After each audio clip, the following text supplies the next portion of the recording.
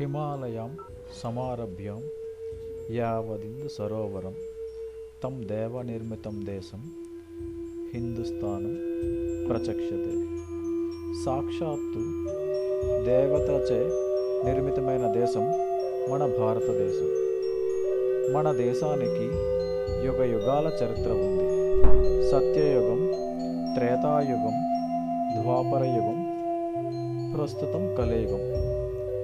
ప్రపంచంలో ఇతర దేశవాసులకు నాగరికత అంటే ఏమిటో తెలియని రోజుల్లోనే మన దేశంలో వేదాలు, ఉపనిషత్తులు వెల్లివిరిశాయి. మన ధర్మం హిందూ ధర్మం.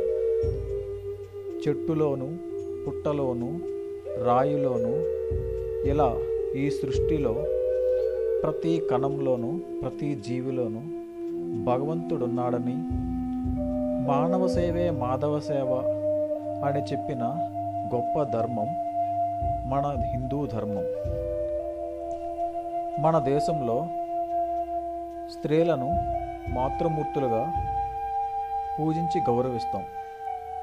ప్రపంచంలో ఏ దేశాన్ని తల్లిగా పూజించే సంస్కృతి లేదు, ఒక్క మన భారతదేశానికి తప్ప.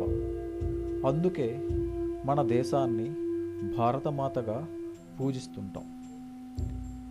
ప్రపంచంలోని జనులందరినీ తన వాగ్ధాటితో సమ్మోహితులను గావించిన ద గ్రేట్ స్వామి వివేకానంద మన దేశం గురించి ఇలా అన్నారు: స్వర్గానికి మోక్షద్వారం భారతదేశం.